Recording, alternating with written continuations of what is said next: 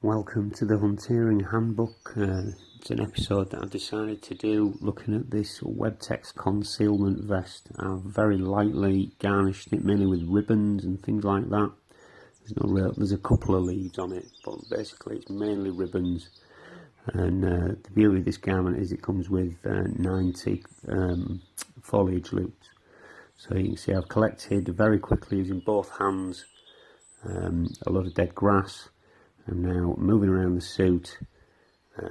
This entire process I only spent 12 minutes on it, and what I'm doing is I'm making sure that all of the foliage that I'm attaching is pointing up the way so that it looks like it's going to be growing upwards if I'm stood up, or if I'm prone it's again not looking like it's growing from my back down to the sides of me or anything like that.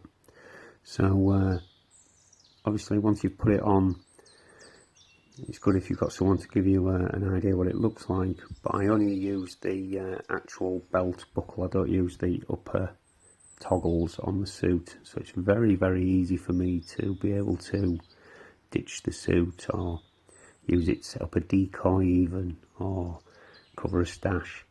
So it's something that I use to complement an existing leaf suit. So there you can see, that's the area I've cammed it up, and what I've mainly done is I've selected dead grass. Now in winter there's very little foliage that you can use, all ferns are dead, and if they're not in that area then they certainly stand out. Where there's dead grass pretty much most environments, be it woodland, scrub, fields, marshland, it's everywhere. You can see here it's by the path, and as an example there I'm just getting down and able just to blend in.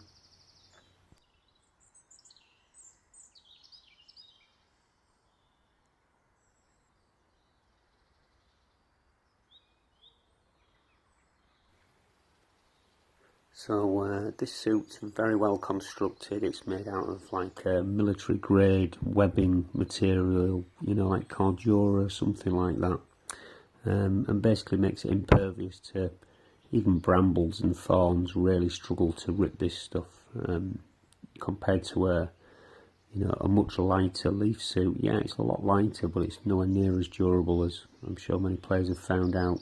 Just crawling, just even little sticks and stuff, you can end up ripping your suit. You've got to be more careful.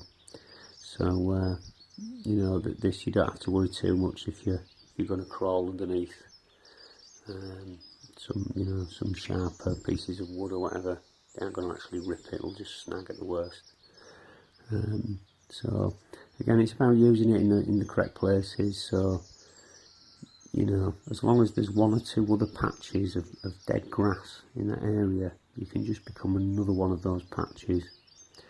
And obviously areas where there isn't really that kind of foliage, you want to skirt around. You're always looking for roots that are going to offer you the most places to blend in. So route planning is still a part of using your suit. If you're moving, stalking, you've got to consider what you're wearing. For example, some of these areas you can see they're just all dead leaves, and that's where you'd be if you were wearing your traditional leaf suit sort of style ghillie, whereas I'm wearing that underneath this webtex in the video. The actual suit itself, I've, like I say, added a very light amount of garnish, a lot less than you think. You'll see some of the close-up shots at the end, and there's a bit of a British Army cam net, just a very small amount. There's just a little bit of this and that. There's like one little ivy strand on it, and it's all about it being all different and patchy, so that you're not just one solid terrain type. You're a mix, and I think that goes a long way towards making it work. Now, a lot of players trim their concealment vests, whereas I've always kept mine full length.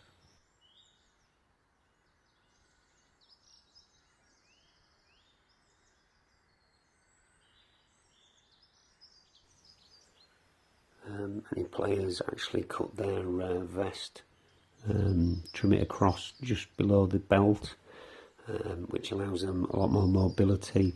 You know, it's not getting snagged if you sat or get between, say, your legs as you're moving around, crawling about. So for faster skirmish games, you can consider trimming it down, making it lighter. The arms, the sleeves on it, they're only like half sleeves, so they only really come down to just below the or around the elbow.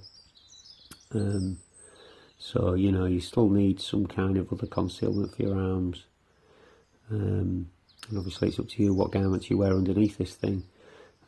It's very wide mesh construction, so it has got excellent airflow, so you don't get too hot unless you really load it with a lot of ferns in summer weathers. You know, it's constricting the airflow, and it is excellent in summer for fern bed games. You know, that's mainly where I've used it to start with, but I've found over the years that when it comes to the barren sort of winter months where you're looking for, you know, something that's going to help you out in scrub, you know, because leaf suits, yeah, they're great in woodland, but outside of woodland can look a bit out of place. And like I say, I'm going for more of a scrub sort of effect. Seems to be, you know, in all different environments there's always that little bit of dead grass and scrub. So that's this thing's strength, I believe, and you know, it's something you want to consider getting for this kind of environment, terrain and season.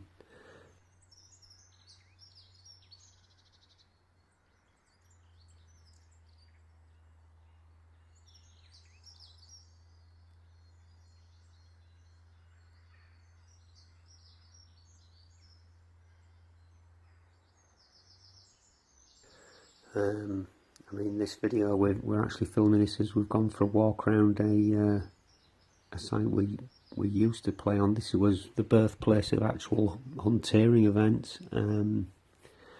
but we played on here for maybe 10 years, yeah, about 10 years, and it's just nice to return to old sites. So we know this place like the back of our hands, and good proving ground with all different terrain types in it. It's got a lot of bog and steep hills, you know, deciduous oak woodland, big open fields, scrub, you know, and you know, it's a very good place to test out this kind of suit. I like to think it gives us, sort of shows a real honest opinion of just moving along this path and where we can use it. And obviously some areas on this path, as you'll see as we move along, don't really lend themselves well to really most suits or setups. So it's having that ability to actually be able to blend into all the different areas you might need to go into in the same game. And obviously that's, you know, it's what's the limiting factor on a suit that's just one sort of terrain type. You know, it's a big leafy thing without foliage attached. So you know, the more options you have, the more options it allows you in the game, and you know, that's an advantage you don't want to overlook. So doing your prep, getting your foliage loops nicely stuffed with enough foliage so that it's pretty tight in them, and therefore it's going to stay on long enough in the day. Even crawling around is not going to knock it off. As you can see, you know, do a bit of moving around on this video, and pretty much all of the foliage is still there at the end. And then we're moving into a new environment, which is obviously a huge fern bed. In summer this is, you know, 6-foot ferns with a tunnel going through it, so it's kind of like a jungle fighting, whereas in winter here you can see it's very different again and very open. Whereas here I've had very little option of where I can really hide, and you know, the path itself has got similar foliage to me, It's just sort of trying to blend in, and makes you realise if you actually constantly readjust your suit, add, you know, the correct foliage types as you move through the game, and as you can see, you know, you can blend in far more effectively just having them few extra patches that are the predominant foliage type in that area. So being vigilant, especially if you're working in pairs, and keeping your suit topped up during the day. Obviously the foliage can fall off, it can droop, it can, you know, in summer it wilts. So just now and again, just adding 1 or 2 bits. Doesn't have to be a lot, honestly, just 1 or 2 bits now and again. I'll just keep that fresh extra bulk or greenery if it's summer that you're looking for. So you can see here it's just choosing the right place to go down, and there you go, I've gone. So you know, it's all about knowing where to go. You can't just drop anywhere and blend in. You know, in this kind of fern field, you're looking for them scrub patches of grass, or you know, little bits of green around that are also on the suit. So again here, moved up, and you know, something that's also apparent you have to remember is your own shadow will always give you away if the sun is behind you. You have to get lower on the ground or in a little sump or wherever you can, because that shadow will always be there no matter what you do. And this is why you need to keep your peaks on your hats low to the ground and as short as possible, because that shadow is what's going to draw the eye, and it's the only thing that is.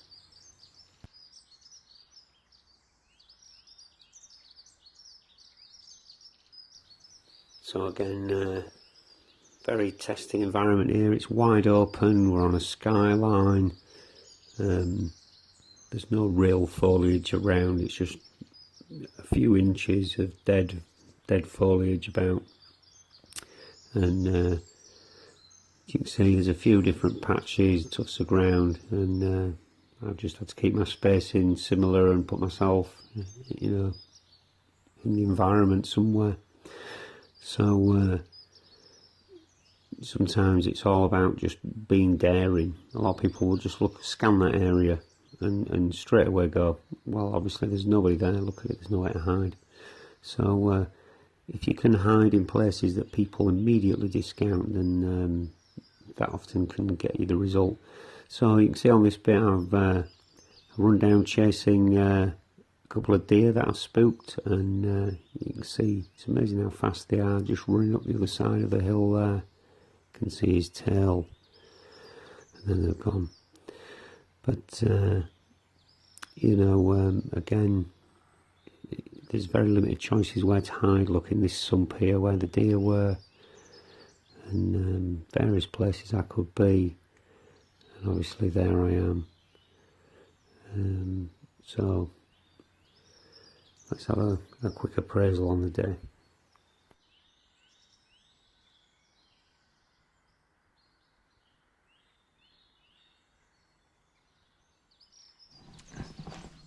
Right, you can see there's very little actually on this when you bother to look at it. It's more about just break up and being a patchwork of different colours and textures and patterns, rather than being a solid grass Ghillie or something like that that will just draw your eye unless it's in exactly the right environment. It's just more patchy and mixed and drab. As you can see, you know, I've not spent as long as I should doing these. I needed to spend double the amount of time really, at least, to properly do this suit, but just for a quarter of an hour's work tops, you know, it did okay. So it's always difficult, as you've seen through the terrains we've moved through. It doesn't suit all the different areas. You've seen me add bits as I've needed to. Obviously bits fall off, really work in pairs, so you need basically someone to just keep topping you up, and you're topping them up. But you know, for a £35 item with minimal garnish, it works very well, and it just shows you don't need to be going total overkill on stuff. It's more about where you lay and how you use it, rather than just, they're not invisibility suits. You know, if you wear a really dead leaf bulk suit, that's great if you're in the right environments in the woods, whereas it's got to be able to work in different ones, or whatever suits your actual site, season, and you know, where you actually frequent on the site. So there's a lot of thought really in what you need to be wearing each time you go out. Change and use different things depending on the season and what's happening, and this is a great piece of kit to have in your arsenal, because when there isn't much big leaf foliage and things like that, this ticks all the boxes, and it gives you that option of just adding whatever you need on the day. So thanks for watching, and good hunting. We'll see you next time.